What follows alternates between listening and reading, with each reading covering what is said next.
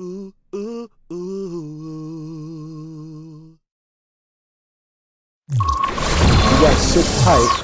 We're going to be right back with the all-new self-defense workshop later in the program on The Dean Show, teaching you how to defend yourselves when you're ever caught in a bad situation. So sit tight, and we're going to bring you this self-defense workshop later in the program, only on The Dean Show. Assalamu alaikum.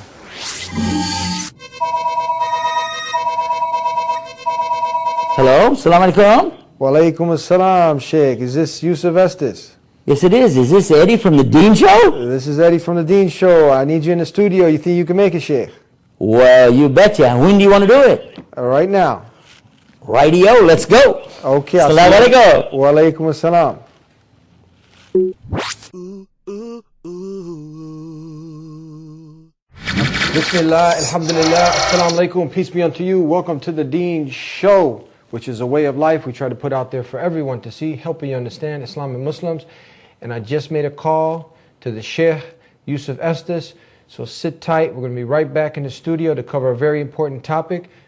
We'll be right back on The Dean Show. We'll be right back. سلام سلام سلام سلام سلام سلام Peaceful, peaceful, peaceful, peace. Peaceful, peaceful, peace. Assalamu alaikum, peace be unto you. Assalamu alaikum wa rahmatullah. Thank you for taking my call. Eddie, it's always a pleasure to be here, and if I can do anything at all to help The Dean Show, I'm ready. All right, well, yes, you can. We got a very important topic. Okay. People are hearing this word Allah. Some are distorting the meaning. The word Allah. Allah. We Okay. want to know, does Allah mean God? Well, for a lot of Muslims it is. That's what Muslims will tell you, Allah is God. But actually, if you have any study of the etymology of the word, you're going to find out that, in our opinion, that it's not exactly right. No, it doesn't. Okay. Why? Why? And this should be the logical question. Why? Because so many Muslims say it is. Now, a lot of non-Muslims would say, no, we never thought it was to start with. This is a totally foreign God. We're not talking about the concept of God here. We're just talking about the word itself, only the etymology of the word. You see, one of the things we'll do is, when we break this down, is to look for the root in the Semitic language, because Allah is an Arabic word, and it's one of the early Semite tribes. So this is where this is coming from.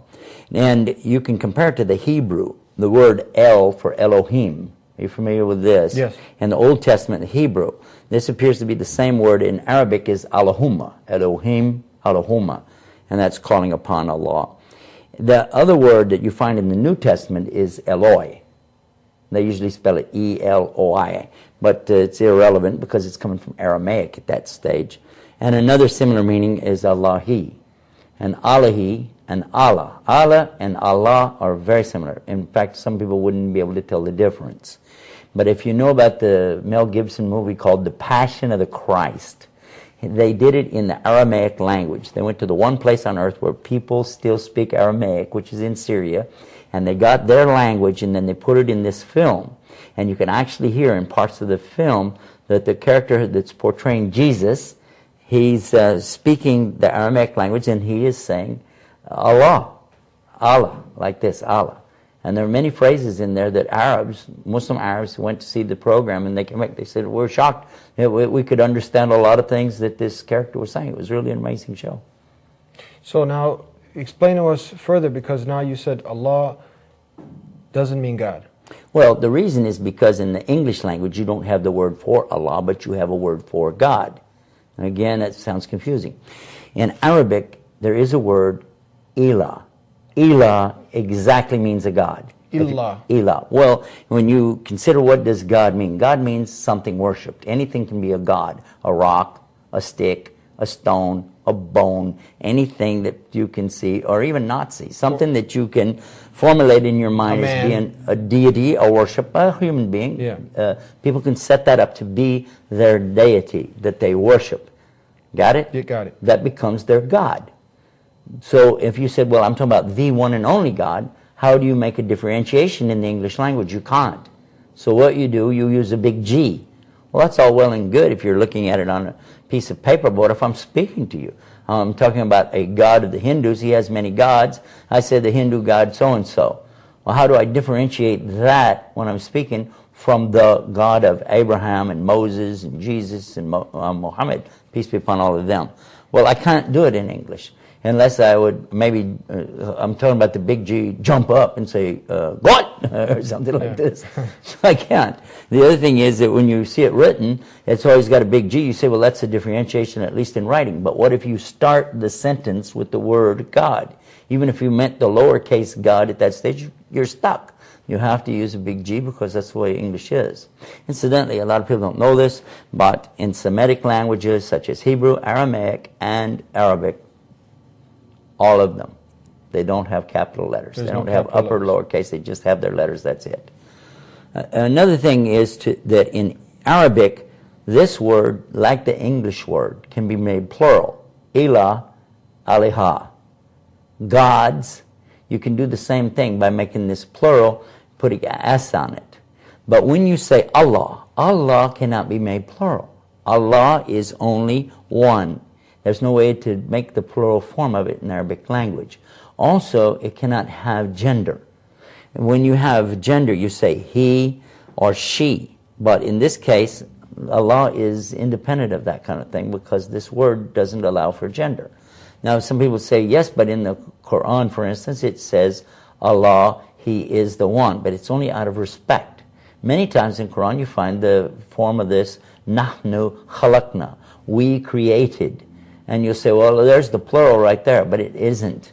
There is no plural because this is the royal we out of respect and dignity for Almighty Allah. So it's actually the best word to describe the God of the Jews, the Christians, and the Muslims, because this is the God of Adam, Abraham, Moses, David, Suleiman, Jesus, and Muhammad. Peace and blessings be upon all of them. So we said God now can be the money God, the materialistic God, the God that people make an idol to. But when you say Allah, that is the one true God, the God of Abraham. Well, for monotheists it is, yeah. For monotheists. Okay. And the word God, when did this actually come into existence? This word. Word God? Jesus never spoke English, so he never said God.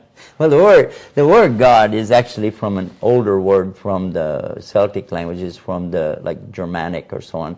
It comes from Rud, like this. It's sort of a in the back of the throat sound. And this came about in about 1066 A.D., less than 1,000 years ago, at the time when the Normans invaded the Saxons. And at that time, when they came in and took over, they changed the language to what we call Anglish. They were Anglican and English. That's where that came from. The proof now, I want to talk about the proof that Allah is the God of Adam and Abraham. Okay, that's not the question you asked me, but this is something that's key here. We say Allah is not God because you don't have a proper word for God of Abraham and Adam. But if you simply go to the Old Testament in the Arabic language, because there are Arabs who are Jews, and there are Arabs who are Christians. So just go to Lebanon or to, that's one of the best countries you can go to, or Egypt, where they are actually publishing the Bible in Arabic language. And look on page 1 in Genesis, and when they make a differentiation between an Ilah, which is spelled Alif, Lam, Ha, okay, then you can tell this is where it says God in little g. But when they say God with a big G and they translate it into the Arabic, you can see it real clear. It's Alif, Lam, Lam, Ha, which is Allah. The same exact word which is used in Quran for the one Almighty God. Now, a lot of people don't have access to the Lebanese Bible, but I'll tell you what you do have access to. Any hotel, any motel on this planet probably has a Bible packed away in the drawer right by the bed. So you open it up, take it out, turn about 5-6 pages there and look, and you'll see samples of the translation of the Gideon Bible to these languages. The first one will be the Afrikaans language, and the second one will be the Arabiya. And when you look at the Arabic language, you'll see it says, "For God so loved the world." You know the frame is from John 3:16. And there it is. And in Arabic, it says, "For Allah so loved the world." Of course, I'm still leaving it in English, but Allah is there, and it's Alif, Lam, Lam, Ha. So this is clear proof. This is not even a subject of discussion for an intellectual person who knows the Bible or who knows Scripture or who knows anything about languages. The only people who say things like this are very ignorant people. So when Jesus, peace be upon him, would cry out to God, when he would call and pray to God, would he say Allah? Well, he probably said Allah. Allah. It's a different pronunciation Allah. because it wouldn't have the doubling or the shedda on the lam. So it's most kind of like a likely. different dialect, but the same word. It's the same word. Allah, Allah. I won't even say it's that far apart or that close together because I'm not sure.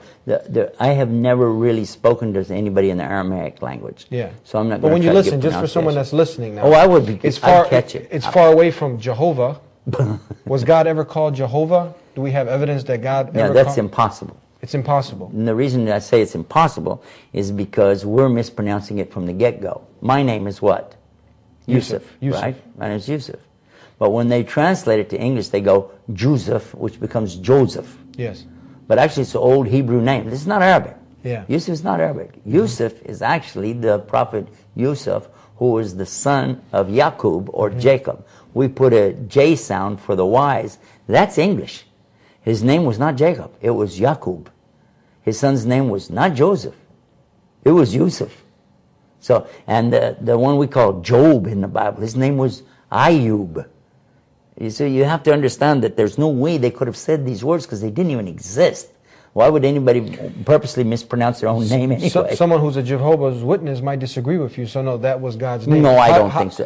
Not if they've studied anything. They know that the pronunciation in Hebrew was Yahweh. Yehovah. Yahweh. Yahweh. Now, was God called Yahweh ever? It's possible. Uh-huh. It's possible. It's very likely, actually, because Yahweh, what they're doing here, whoever did this left out the vowel markers. Yeah. Because you're missing the vowels. Yeah. Well, this is normal because there are no vowels. There are absolutely no vowels in the Arabic language. Okay, so how it is with Hebrew, I can't tell you everything about Hebrew language. That's not my forte. But I will tell you that if somebody took Hebrew and left out the vowels for the name, maybe they added vowels in their language much later after that. This I don't know. But if they left it out, it would make sense. Because in Arabic, if you had Ya, Ha, Wa, you've got Ya, which is Ya, Ha, Wa, Ya, Hawa, Ya, Hawa, Ya, Hawa. You hear how that sounds? That's calling. Yeah. Ya al-Hayy, if that's what it was, Ya al-Hayy, you know what this is? That's saying one of God's attributes. It's the living God. The living God. That's what it means, the living God. Al-Hayy means the living, the eternally living. Hayy is living, like Hayat Dunya, living in the material world. This is what it means. Life of the material world, Hayat Dunya. Al-Hayy is the eternal living. And if you said, Ya Hayy, you're saying, oh, the living one. The living one. Yeah. So and if you look at Jehovah in the concordance of the Bible, and you go to the Hebrew dictionary, which is attached to Strong's Concordance of the Bible, you get the big one like I got, you look in there and it says that this is calling upon the living God. The living God. Calling upon the living God. And in Arabic that'd be Ya al-Hayy, Ya al-Hayy, or Ya Hayy, Ya Hayy, Ya Hayy, Ya Hawa, Ya Hawa. It could very easily be. I'm not saying it was, but it easily could be. Okay, let's simplify it real quick because we're running out of time. For somebody who's heard Elohim, someone who's heard Allah, someone's heard Jesus being called God. Hold on 1 second, Eddie. Yes. Jesus wasn't Jesus. Isa. Isa. But the Go Christians... like this, go, Isa. Isa. Now, someone who's never studied any Aramaic language... Could be Yeshua too, by the way. Yeah, but he never was called even Jesus. How? It's an English word. English. So let's break it down. What is God's proper name then? What was he, if you could make all these connections from the Hebrew, the Aramaic, now the Arabic, well, and what we have modern day English now today? What for somebody, how should he call upon God? For a Jew who speaks Arabic, for a Christian who speaks Arabic, and for a Muslim who's, all Muslims, it doesn't matter. An American, just an American. Any Muslim anywhere, and any Arab anywhere will say Allah is the word. Doesn't matter if he's Jew, Christian, or... If they know the Arabic. Now, otherwise, they may have a slightly different pronunciation. But for sure, the word God never even existed 1,000 years ago. It's impossible. Ooh, ooh, ooh. We'll be right back. Welcome to the Self-Defense Workshop on the Dean Show. Remember, these moves are only for self-defense, to be able to defend yourself or your family if ever put in a life-threatening situation. So let's get to the move now. If ever confronted in a life-threatening situation, I want to try to prepare myself and minimize any threat that can come to me, be it by an elbow, be it by a sucker punch, a knee. So how do I do that? I want to keep some distance. A lot of guys make a mistake where they run up on somebody chest to chest, okay? And from here, it's a very bad situation for me if the guy decides to do a sucker punch. Punch, elbow, knee. So I want to create some distance between me and my opponent. He can talk to me from over here. He doesn't need to be in my face. Now, with that said, I'm going to take one step back to guard my private parts here, my sternum here, bring my hands up to about shoulder level. Notice, I'm not clenching my fists and communicating to him that I want to fight. 65% of communication is done physically. So I don't want to communicate to him that I want to fight. There's still some room that we can try to diffuse this, and that's the best way to go. Calm him down. If that doesn't work, we go to the next situation, the self-defense. From here, the talking obviously is not working.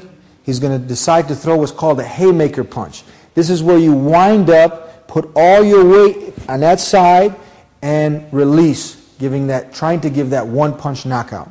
It's a very damaging blow if connected with. So from here, I bring my hands up. He's going to try to do the haymaker punch. I'm prepared. From here, I block by the bicep. Now he's going to punch with the other side. I block at the same time, the other side. From here, I'm going to bring my head down so he cannot headbutt me. And keeping one hand on the bicep, the other hand is going to hug the hip, and my body is going to follow. Now I'm in the clinch. From here, I have his arm trapped so he cannot punch me. I'm controlling his hips so he can't turn into me and knee me. My head is nice and tight in his chest. So from here now, I'm going to go for the takedown, what's called a hip throw. My first foot is going to line up with his, right in front. Then the other back leg is going to step forward, line it up with his other foot. I'm going to clear his hip now. All I need to do, the power is going to come from the bottom up, straighten my legs, and I take him down. Now, I went from being on the defense to the offense. From here, I will continue to show you in the upcoming weeks and months how to control a person from this situation. But until then, you've gotten out of a bad situation, you can run, go make salat, you can go tell your mother you're okay, or go continue watching the Deen Show. And we'll see you again, inshallah. Assalamu alaikum. Peace be unto you. Ooh, ooh, ooh. Let me tell you something about the concept of this too. When we use this word Allah, what are we talking about? This eliminates any anthropomorphism. That means giving human qualities to the concept of Almighty Allah. And that's why we make a distinction, because a God can have human qualities where Allah can't. Another thing that we have as Muslims, an unwavering faith that Allah is always the same. He doesn't change. He doesn't get like tired and I got to rest now. He doesn't change his mind. He doesn't get disgusted with something and just, okay, that's it, forget about it. This is not how it works. Because everything about Allah, He has these qualities of His names or attributes, and they're all the epitome of each one of those. Okay? It is the final word on it. So He's not just merciful. He is the mercy. Okay? And we say He's not just love. Okay? He is the loving. We're describing Allah now. That's Allah. Yes. So these are qualities of Allah, but when you add it all together, you have to come back to Allah. So He's the merciful, the most loving. We can't say it in English. The It's most beyond merciful, or that means as though there might be like good, better, best. It doesn't Yeah. work that way. He's the epitome. He's the epitome. And that's why Allah is the best word to describe it. And he's nothing like his creation. Well, he can't be, because he's the creator of the creation, existing before the creation. Therefore, he doesn't permeate the creation. Creation is not made from him, and he is totally free and independent of anything. And he's mighty, mighty, mighty, and far beyond all of that. The only one worthy of worship. Well, this is what we say. Yes. There are no gods worthy of worship, only Allah. Only Allah. There are many gods that people have, but they're not right. Yeah. The only real God, and that's obviously the only one worthy of any worship, is going to be Almighty Allah. Okay, so now people can get a better understanding, get a better feel that Allah is not, we're talking about some moon god or some God specifically for the Muslims. This is the God of Abraham, the God of Jesus, the God of Moses, and the last and final messenger, the Prophet Muhammad, peace be upon all the prophets of God. Let's do this. Let's just back up what we said with some proof. Let's just do that before we do anything else. We have put up a website for this purpose, to break down in detail some of the things you and I just talked about. Yeah. So when you go to the website, check it out. The other thing, there's a total rebuttal against this notorious book saying something about Allah, the moon god, which is so bogus. And the author himself is bogus. We've tried to contact him to establish a dialogue, and he's just playing games. Yeah. So if you hear about a book or hear somebody talking about a moon god and Allah together, you can go to this website, you can check out what we say, and then prove for yourself. The website is called God Allah. God Allah. Yeah, GODALLAH.com. Yeah, God Allah, and it's a .com. Yeah, and a And you .com. just go there and check it out. We've got a number of programs on there. Actually, you can listen to some audios, watch some videos there, and we can send you a free Quran. You can go there and pick that up too. But go check it out. It's called GodAllah.com. Okay, so to recap everything, give us a minute real quick of somebody in short, letting them know you had described some attributes, but just summarize again the word Allah. The best way to understand this when we talk about Allah is to understand that we're talking about the creator, the sustainer of the universe, who existed before creation, and he has all in total control over everything all the time. He's the only sustainer, and he is the only one to turn to for your salvation. He is God, the only God, or simply said, he is Allah. And this is what he says about himself. هُوَ الَّذِي خَلَقَ السَّمَوَاتِ وَالْأَرْضِ فِي سِتَّةِ أَيَّامٍ ثُمَّ اسْتَوَى عَلَى الْعَرْشِ.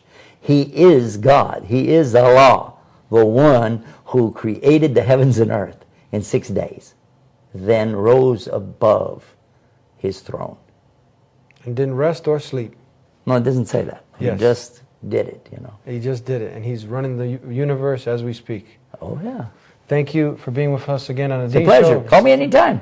And thank you for tuning into the Dean Show. Stay tuned every week where we have a special guest like Yusuf Estes on, and we bring you a new topic. We'll see you. Assalamu alaikum. Peace be unto you.